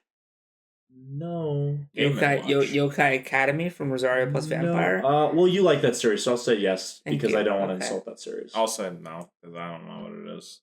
Fuck it. You realize you've just put the idea in his head that we should go through Rosario Vampire, right? So you He's not wrong. You fucked yourself, and if I don't like it, you fucked me too. So I'll hold you to that. Listen, I'll make it easy for all of us. No, I'll do that. So When's James Bond month gonna happen? yeah, it'll happen when a good fucking movie of James Bond comes out. How about that? If I see a good James Bond movie, then we'll do the month. Oh no, Nathan! Because we were watching the trailer, and Nathan literally grew incensed and turned to me and said, why the fuck are we doing this if that's what we're leading up to? And I felt so guilty that I'd almost consigned a man's soul to lead up to Never Die Again, James, whatever the title is. No Time to Die. No Time to Die. Never Say Never Again. The other day at my undisclosed job, I was like, hey, you guys seen the trailer for No Time to Die? And they're like, yeah. I'm like, what'd you think? And they're like, oh yeah, it was fun. And I'm like, oh, never mind. I'm gonna stop this conversation right here. I mean, it is. No, it's not. It sucks ass. If you don't think Yeah, if you don't... All right, shit. You ever see that comic of the girl who's like, "Yeah, I'm 3,000 years into the future," and the robot shows up and says, "Oh, hey, here's your room key and here's your pill," and like she's like, "Oh, I guess I'll just try it," and then she's just like in the chair, like hooked up to the drugs, and is just being pumped full of like happy emotions. Yeah, then maybe the trailer looks okay. I have no idea what you were talking Yeah, about. I have no earthly concept. But I am haunted by the images in your head. And you know what? Looking it up won't matter because don't.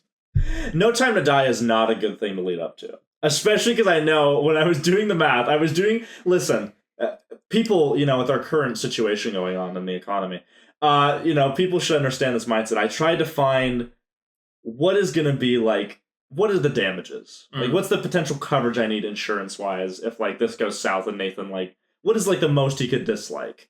And I'm like, I feel confident. And I told him, like, my worst, like, I'm prepared for, but worst case scenario is you like 4 of the movies. Out of how many? Well, 20 something. If you count the unofficials and you count the fan film that Adi Shankar did, I count the entire thing. You're gonna make me fucking watch. That's like 20, 26. Who knows? 3 out of 26 is a very low percentage. Hey, listen, that's my worst estimate. What's your best estimate? My best estimate is you'll like 10. That's still terrible. That's a failing. Hey, listen. That's not. I don't even like all 26 James Bond. That's movies. That's a false. That's a what is it called? But that's why do that when I can just watch all the Mission Impossible movies and like all of them? Hey, he's got a great point. That enjoy all of them except for 2. Really? Yeah. No. You're a fucking monster. I swear to God. Man. If it was better, I would like it more. Well, it is.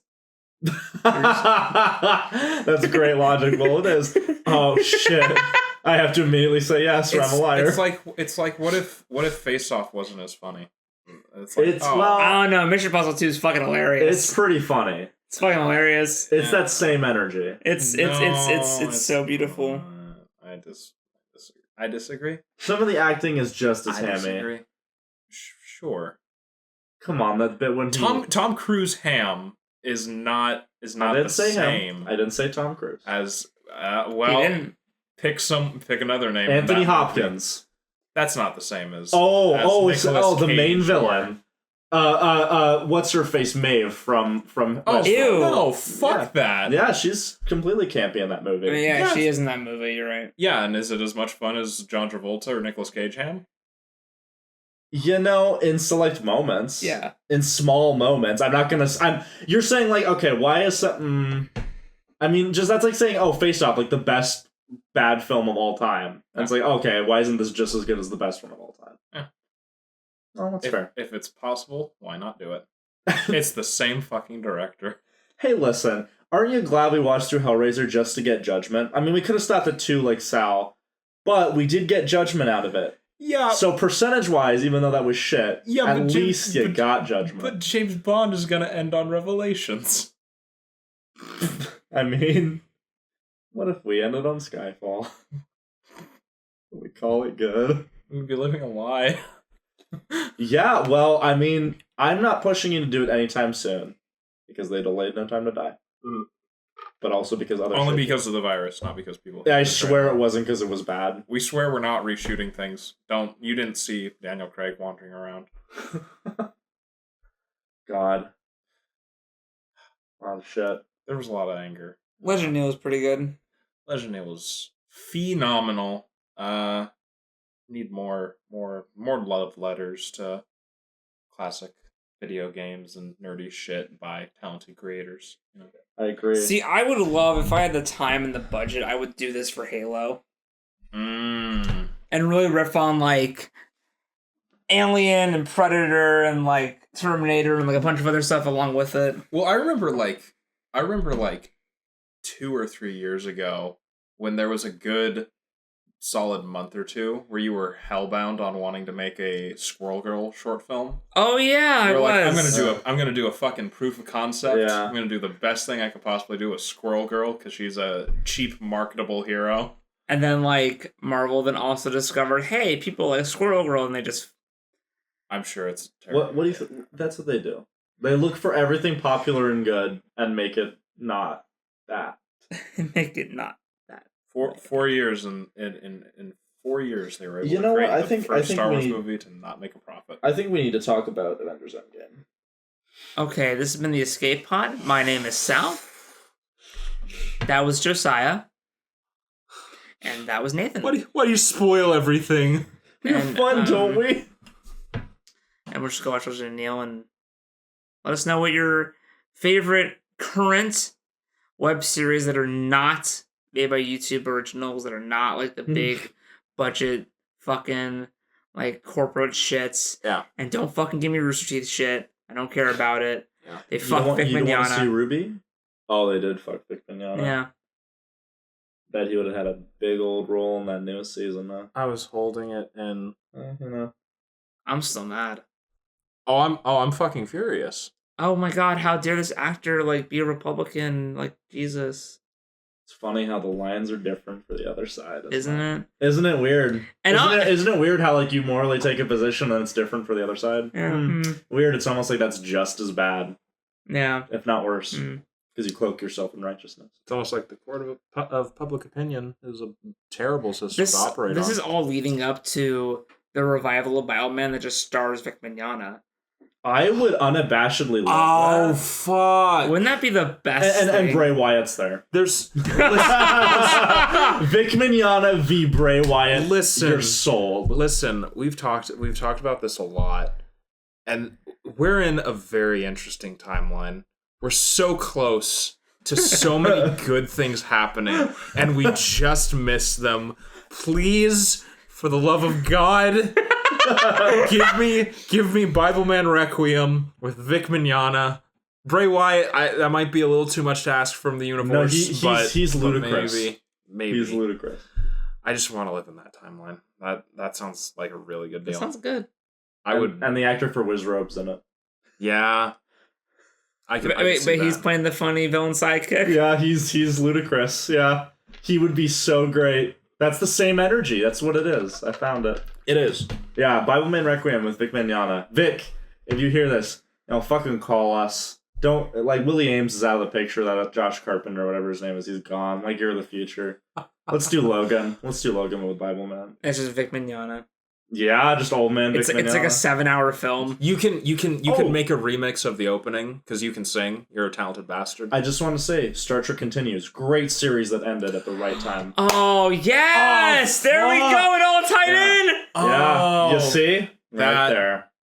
They were like, hey, listen, they put the band, they were going to let us do more, or we're going to honor the rules that all people who make fan films have to do when it comes to the Star Trek license. It's like, you are fucking honorable as shit. What an absolute paragon in the creative community. Like, Yeah, but fuck for Mignogna, though, you know? He hugs fans. He's a Republican and he touches people. That is a sex crime. here's a picture of him hugging the person. Hi, I'm the person in this picture. It was fine. Oh, shit. It's almost like it was a Here's frame court job. evidence of the chick who's up against him, who is complaining about how she's on the cover for this. Her name's on the cover for this thing, even though Vic says, but she's the main character, and she sounds really spiteful about it. It's almost like that's a motive. It's But almost like hey, it's a what motive. do I know about how people think? Yeah, Weird that she's like married to the president of Funimation. that's very interesting. Yeah, Wow, what a that's funny. coinky dink. Funny you isn't should it? mention What are that. the odds? That's so weird. That's really weird. Yeah, Yuri. Vic Mignogna, if you want to come to the escape pod, we'll happily accept. Pick me on you. I love you. We love you. He's the one who'll carry us through our Star Trek watch through. Yeah. He's like, no, you gotta. He's like, listen, we gotta go through this. I don't know if All he's right. gone through all of Deep Space Nine. No, Yes, he no, has. of course. I don't. Yeah, I yeah. don't know. I know Come for on. a fucking fact. People love that series. He was making Deep Space Nine. No, I'm sorry. references. I meant Voyager. Voyager's what I meant. Of course he has. I think he has. Yeah. I don't know. Does he like it all? No. Okay. Has he seen it all? Yes. Yes. Okay. I think Vic Mignogna's seen all the way through Enterprise. Okay. That's my theory. If he wants to contradict this, he probably hasn't seen the animated series. He's probably seen. I don't know. I think he might have. He's seen like the good episodes of it, but has he seen every last episode of the animated series? He will have to prove me. Also, like, comment, subscribe if you want to see us continue our Star Trek retrospective. We'll get there when we get there. Well, it's not spoilers. I've now seen a little bit more than a little bit we covered. Yeah. Well, no, but that's fine because like once you started going through it on your own, I was like, we cannot do it anymore because it will be too fresh in his mind. But now, if you circle around, you're now that we've waited 4 years, very tactically. That is pretty tactical. You're welcome. And I still haven't finished my watch through because it kind of tapered off because I hit Voyager. And I hated it. Well, because I was like, don't watch them mixed up, and you were like, I think I want to watch it in the order it came out. And I was like, and I went back and forth several times, and I was like, I was don't watch them mixed together. I was really hoping that the quality of Deep Space Nine would like catapult me past the shit of Voyager, but it's just them pulling each other apart. Yeah, and I would not want a single drop of Deep Space Nine quality ruined because it's next to a Voyager episode, and unfortunately, I think some of that happened. I know you love Voyager, Sal, but from my childhood, but I haven't seen it since then. So that's very bold of you. Yeah, to be forward about that. Yeah. That's honesty. That's honor. I'm an honest man. That's honorable. Yeah, that's true. I'm not gonna sit here and lie. Yeah, like Stephen King. Jesus, so watch out of the Stand video. Because it's out at this point. It might not be. What a bad book. It might not be. What a bad book. It might not be. It's fine. I'll wait to put this The out video. until after the Stand trailer pops out because that's when we'll start uploading those. It's a great discussion. I can't wait to go back through all the books because I know it's There's a lot of anger. There's a lot of. It's a lot. It's. I think people will love it, or they'll hate it because we blaspheme against Stephen King and don't understand what good writing is. The Stand is one of the best books of all time. Is what people say. That would be a really shitty timeline. That's a false. It's a timeline where book 1 came out and then he died before book 2. Oh wow, then that's great. So they're like, oh, what could have been? It's like but also like what shouldn't have been and was not because of this small mercy. I can't believe that someone was like, this is what's going to get you into Randall Flagg in the Dark Tower. I'm like, it didn't work at the end of it. It made me more skeptical of anything. Yeah. I hope that the Stand miniseries is really good, and I hope the fans of the book fucking hate it. Oh, the new one. Yeah. Well, like I want that to be good, and then everyone to be like, but it's not like his version. It's like, yeah, his version's shit. I mean, people didn't hate on It Chapter 2. Well, actually, they did. They did. But I don't think they hated on it because it wasn't accurate to the book. No, because they hated on it because it was shit. Yeah. They didn't hate it on Chapter 1, which was... No. As we discussed in our ridiculously long It video. Hey, a friend of mine said that she really liked it, and that she takes long trips and needs long-form content. So, hey. That's really cool. Yeah. Hence why we're rambling right now. Tom. Alright. I think Nathan's tired. I'm tired. Fuck you. Well, fine. You said you were drained earlier. I'm just trying to monitor your progress. Yeah, I'm drained because you're talking about doing shit I don't want to do. Okay. It's depressing me. It's just a hypothetical, Nathan. What a fucking bitch. Hey, listen. James Bond month is a lot to commit to. I texted you guys the comic. Oh no, I read it. That's disturbing. Do you want to read it? I don't have. What is it? What did you send? What did you? Just that comment about the woman with the happy juice in the future. Yeah, I sent it. I don't want to. It's okay. I don't want to see that. You were not less of a man, and if anything, you're more of a man. In my eyes.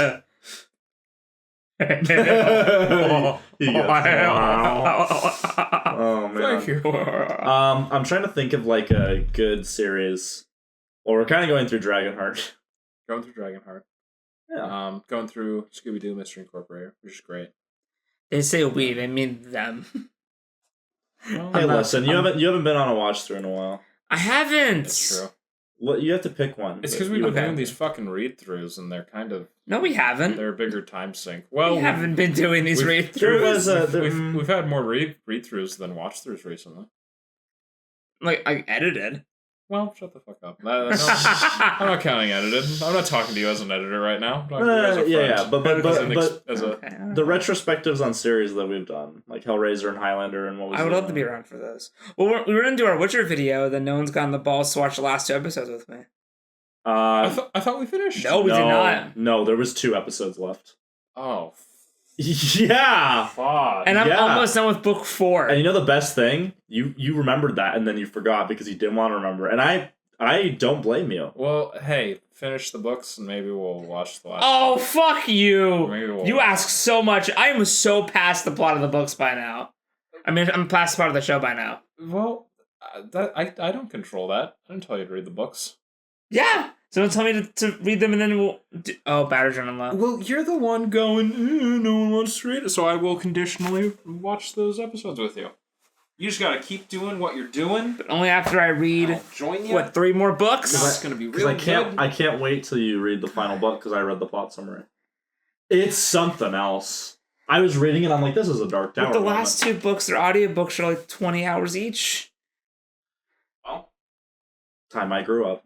There's a quarantine, dude. That's less than 2 days. There was a quarantine. I'm an essential worker. I still gotta do shit. Did you just drop all the shoes? No, you did not.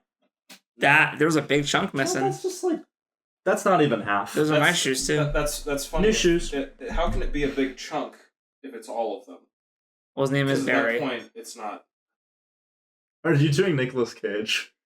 I was sensing. I could be. Like, get the fuck out of yours! We could have done a recording on Color Out of Space, but we should have him watch. I haven't seen it. He needs to see it. Color Out of Space is really interesting. I didn't say if it was good or bad. Before that, I'll read the H.P. Lovecraft short story. Just the story. Yeah, it's like less than 30 pages. It's my favorite one of his that I've read so far. It's a very good one. Yeah. It's very horrific. Yeah. I didn't think that they'd be able to make a movie about it, and to be fair, it's very different. But it is very different, but man, it's the one of the best. I think the best Lovecraft movie, like straight love. I mean, I haven't seen Reanimator. Oh, you should. I know. And yeah, did their video. The director recently just died. What of Reanimator? Yeah. Oh, yeah. That's why I was up in my noggin. Mm-hmm. But Color Out of Space is, for my money, is the best Lovecraft straight adaptation ever made, and possibly for the next. Did you read that article about the director I sent you? Oh my god, I didn't. Richard Stanley. There was something about witches wanting to live in his house. So that was go back. No, go on. So the director of the Color Out of Space film is a fucking nut job. But yeah. I found an article on him that was titled "This director." Quote, a coven of witches stayed at my home for like 3 weeks or something like that. And I was reading through it, and I've read like 4 or 5 paragraphs, and there was still no reference of the witches. It was entirely just other weird shit that happened to him. Oh, God. Like when the film he did last before his Island of Dr. Moreau. Yeah. Yeah. So when he got kicked out of the director's role, he was like hiding and living on set and said that he was living mostly off of marijuana and coconuts. Yeah, that's right. I remember that. Yeah. Hey, that's that guy? Yeah. Richard Stanley. Fuck. It's his first film in like 23 years. Yeah, he's been like living in Ireland, I think. Yeah, away from like in complete isolation almost. Yeah. Then he just popped up, and Elijah Wood was like, "Give this man money." He's like, "I've always wanted to do Lovecraft stuff." I love Elijah Wood, by the way. I love how he's using his fuck you Lord of the Rings money to just produce whatever the fuck he wants. Yeah, but this guy pops up and does like the best Lovecraft movie of all time, and it's like, that's very big balls of you. Also, the Color Out of Space audiobook is an hour and 13 minutes. Oh yeah, it's not long. That's pretty good. That's pretty good. I have the whole H.P. Lovecraft bibliography on my Audible. Yeah, it's a very good one. Which is 51 hours in total, by the way. I would totally love if Richard Stanley just did like 2 more. Mm-hmm. Like he just picked 2 really good Lovecraft stories. And Mountain of Madness. Yeah. Yeah, maybe they'll finally get to do it now that it's far enough away from Prometheus. Ooh, the wind's all creepy.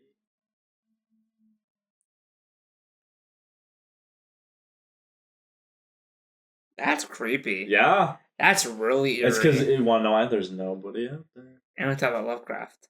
You know, oh man, speaking of creepy and weird. Yes. So when you left to work today, did you almost lose your lungs when you opened the door? So, okay. All right. Okay. Yes. I'll discuss this. So this is very hey, like, hey, this is us ultimately shooting the shit. Hey, listen. You talk about side A, we'll talk about side B. Okay. Yeah. Right. So from my perspective,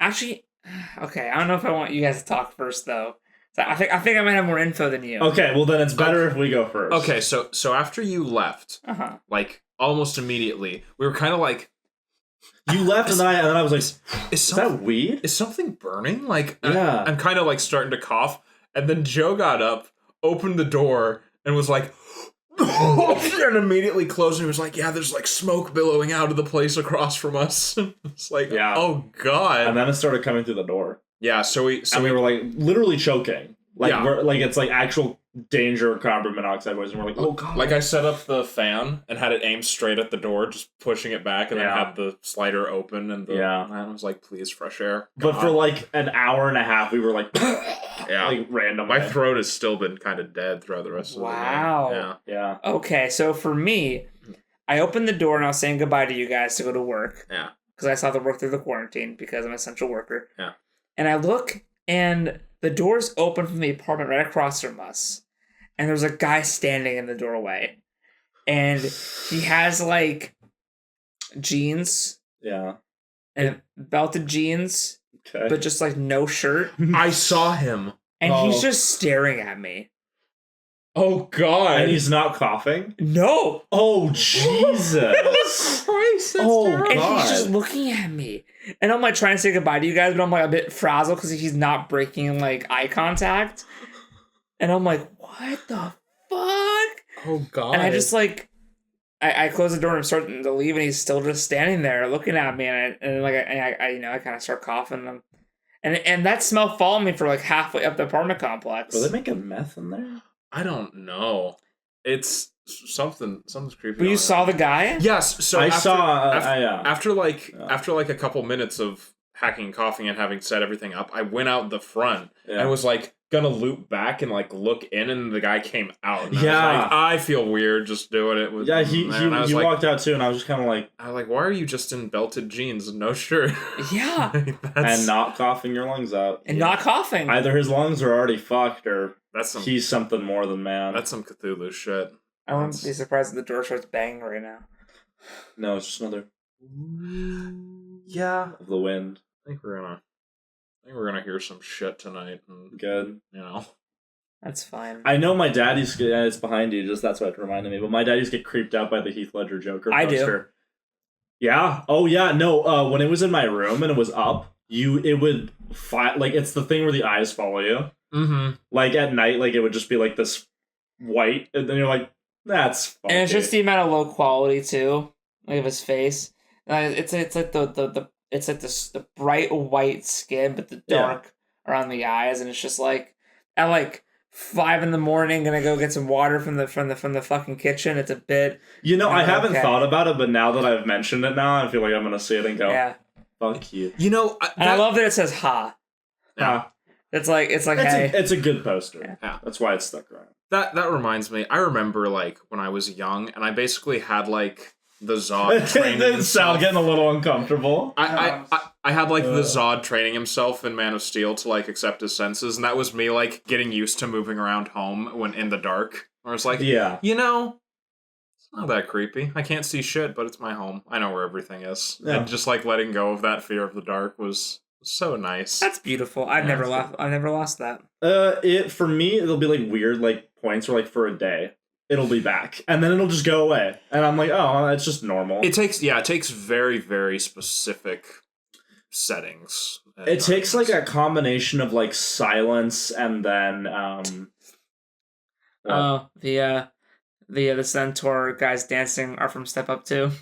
God damn it. God, the Lionels, yeah. Lionels. Yeah, that's very good. That's disturbing. That's haunting. I like how he was doing the crab walk, and they were like, he's like some kind of crustacean. He just transformed into a tea kettle. Teapot, my god. It's like, oh boy, yeah. Well, that's a nostalgia trip, isn't it?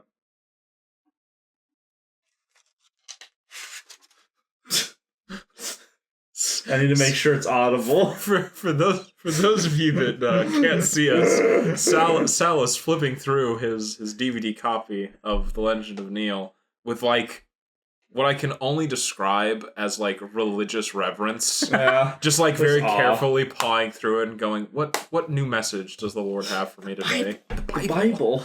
Maybe if I look at it, it'll say something. You know, I know I'm an atheist, but I love Jesus and the Bible. I can't wait for you to hear that again in the stand video. I love Jesus. And How to make your own web series featurette. oh shit! Oh man, I wonder how dated that is. Let's Upload see. it to YouTube. Really?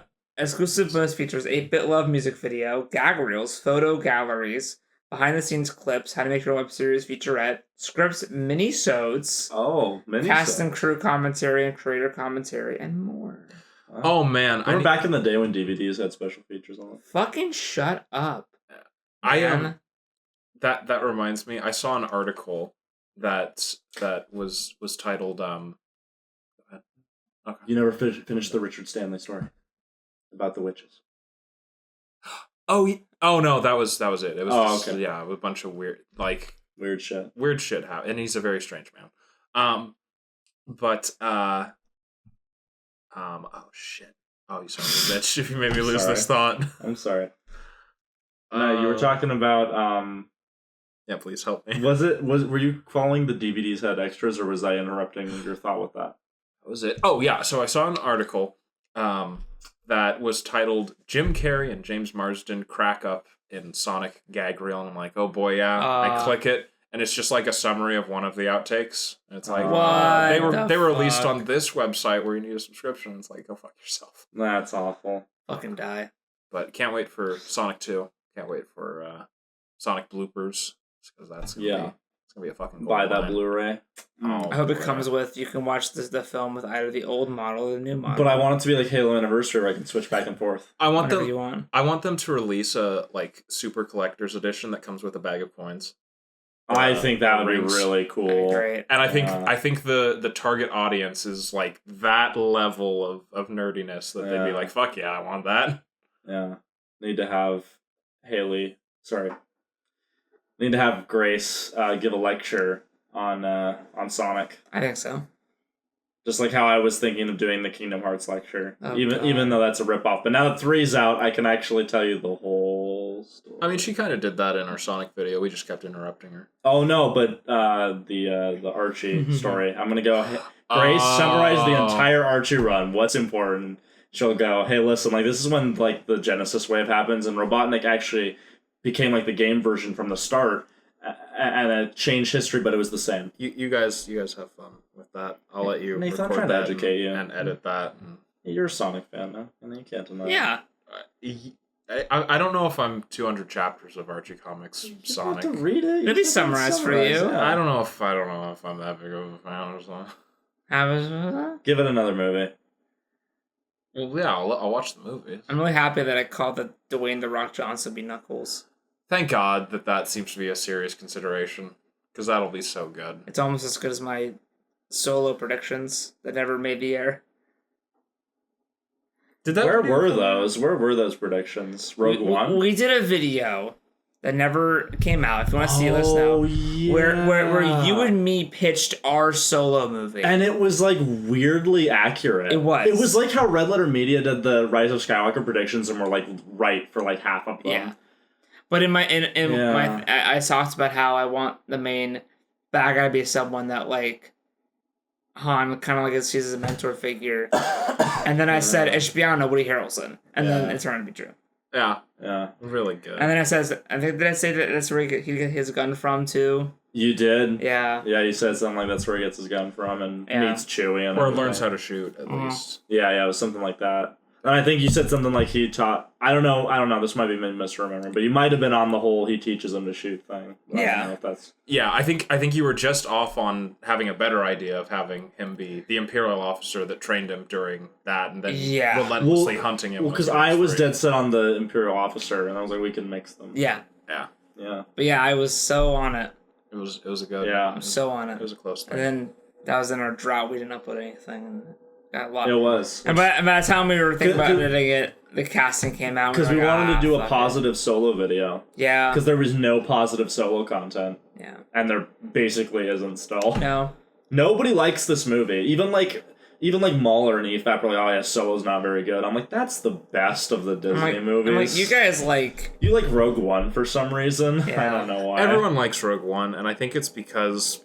it's the weird thing of a group of people coming into consensus afterwards of, well, it was better than Force Awakens, and everyone just kind of going, it was better than Force Awakens. It's like the best of Disney Star Wars. This did taste less like shit. Like, I think it's that, and also just like people really have a fucking hard on for that explaining the Death Star flaw thing, and that pisses me off. Yeah, like I say it like every time, but like the fact that it's so unbelievable that some like a big mechanism has some kind of weakness. It's more realistic that it's invincible for some reason. You take like that's really dumb. Again, you take like late 1800s scientists and tell them, hey, you got to blow up this car. Yeah, probably can't do it. You take those same scientists and give them a fucking schematic of the car. They can probably figure out that sticking a flaming rag into the gas tank will get the job done. Mm-hmm. Look at that. Yeah. I can't believe a 2-ton iron rolling machine is brought down actually, by a 20 years early. Yeah, and like just the fact that it's like we're gonna adapt one line of this crawl, and it's like you did not add anything that.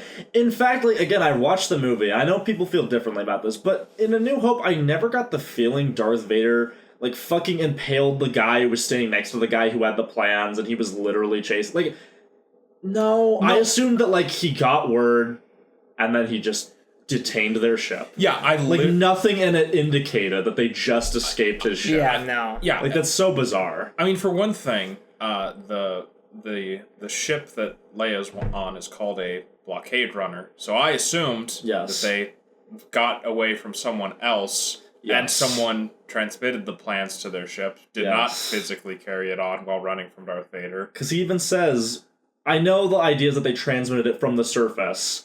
It's like it transmitted to the ship. Well, it was transmitted to the plans that went onto the ship, technically.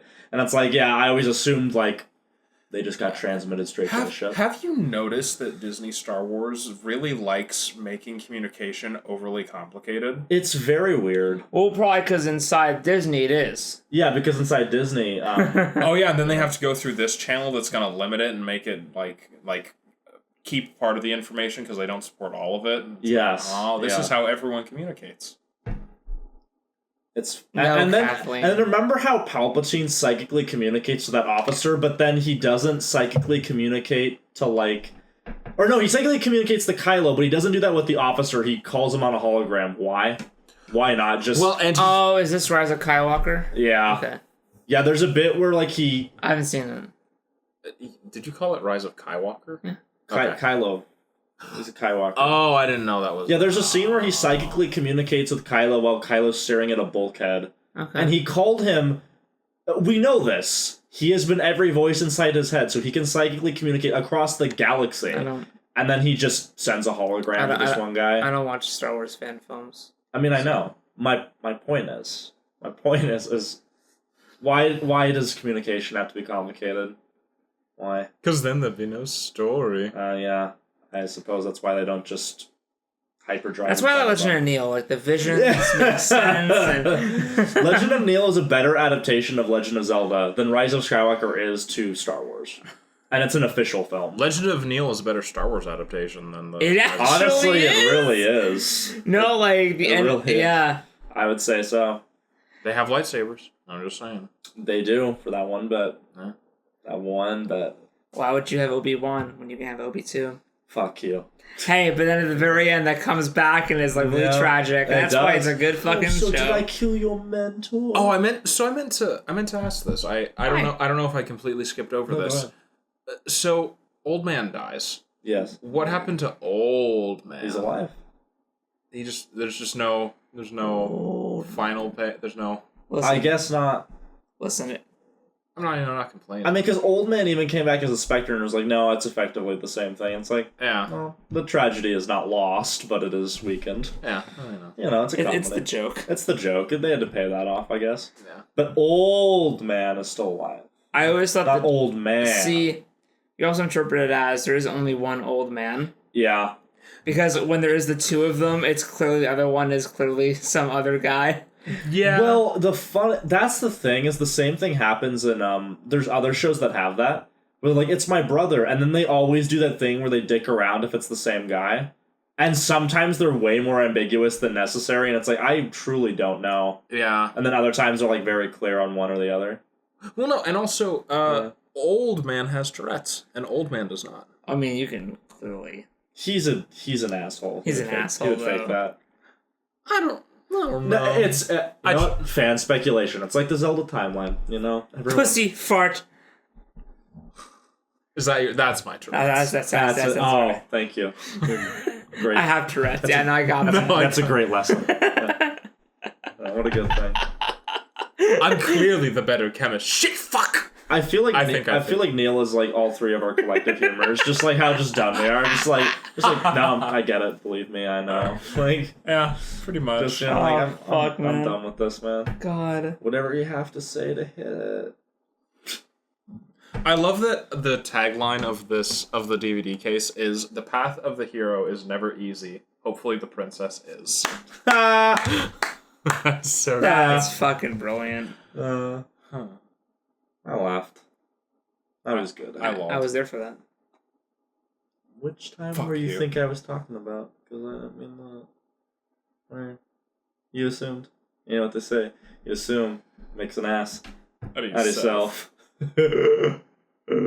All right. The back of the DVD has some different information. Oh. Beer guzzling slacker Neil Grimsley accidentally finds a code that sucks him into the fantasy video game Legend of Zelda? I guess that's just a way to not explicitly say what it is. That's how they get it in stores. The secret code is jerking yourself off while drunk and asphyxiated. Yeah, it turns out you actually need all three of those things. That was such good payoff. Because at Yeah. first he's just like, "Oh, continue." And it's like, "No, it doesn't work." He's like, No. "Oh, And I he have does it to." in front of his girlfriend and his brother. Yeah. Oh, it's- Fuck you. I love that he puts his girlfriend on the balcony and not out of the apartment, and that the door to his apartment is unlocked, so his brother comes in and they both can see. Yeah, that was really funny. It's so great.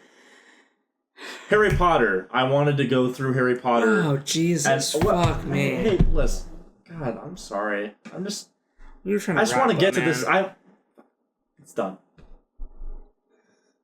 I'm trying to save I you. mean, I feel kind of bad, but at the same time, yeah, No, I'd rather wrap it up and not talk about Harry Potter. No, I wasn't. I was just gonna address that. That was what I had in mind because I was very curious about like your perspective, kind of knocking the series down. It's not a very good series.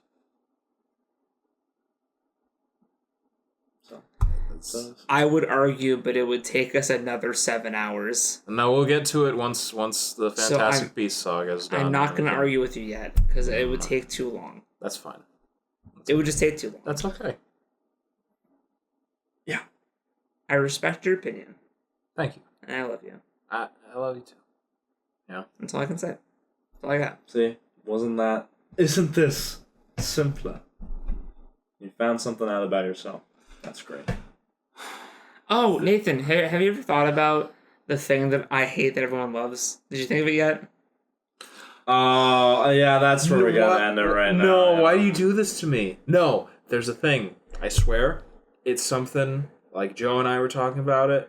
Because see, it's not Coco. We discounted that. It's not Coco, because while I have enjoyed it, it's certainly not a hill I would die on as being like, no, you really should like this. People would. It's about what people like. Well, people not are you. dumb. Coco's objectively bad. Well, no. Okay, so the context, I have the entire context for what this film is. Go. Just don't know what it is. It is a film that is popular. Most people like it, and I like it. But you do not. I do not. But you don't remember what it is. And you don't hate it. You're not like, oh, it's terrible. You're just like, it's whatever. I think it's a Terminator series, dude. I think it's Terminator. You're pretty lukewarm. I'm pretty lukewarm on Terminator. And you know what? Given the percentage value of the series, I don't blame you. I mean, yeah. You got 2.5 good. You got. It might just be Terminator, but are you sure it's Terminator? Don't do this to me. Because no, I'm not. That satisfies all of the requirements, but I don't think that's what it was, because it was something that Joe and I were talking about, and we haven't really discussed it because Dark Fate really killed my interest, so I feel no need to talk about it. Yeah. Yeah, what is it? We still. I don't think it exists. It exists. I will find it. I'll find it one of these days. It's something. I love this. This has been an ongoing thing in the apartment now for a while, where it's like, what's the thing? It's gonna hit you one day. It You're will. be taking a Mondo shit and like, oh, I know what it is. And then I'll send you a message in caps, and I'll be like, No, it's gonna be once I get outrageously high, but I'll be in the middle of a conversation with Joe and I'll lose the train of thought before he stops that talking. sad? And I'll be like, wait, no, there was revelation. Like I saw eternity just behind my eyelids. And then now it's gone forever. So thank you in advance, Joe. Because you never know when to shut the fuck up.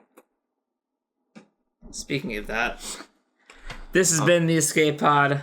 I've been Sal. I've been Nathan. And Josiah has shut the fuck up, as per your request.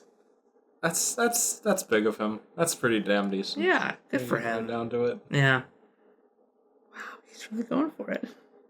Anyway, this gives enough time for the end things to pop up for the click on YouTube, the end cards. That's a great point. Yeah. Because look, you can watch that video. Or that video. Or that one. Or subscribe. Yeah. Or that. Probably that. Yeah. Anyway. Yeah. Got anything to add, Joe? Okay, well, never mind. Sorry. End the episode. Do it. End it now. He's very mad. Please end the video. No, it's fine. I'm gonna cut all of this. you're gonna cut it for us. I'm gonna take a. I'm gonna. I think you should end it with him saying, "Oh, you're gonna," and then just like cut him off. No, I'm just gonna literally take the end cut of another video, and like not even the audio, just the full on video. So the entire background's gonna change, and it'll just be a clip of, and I'm Josiah, and then you'll never see me coming, Brother. So thank you very much for watching, and well, have a good one.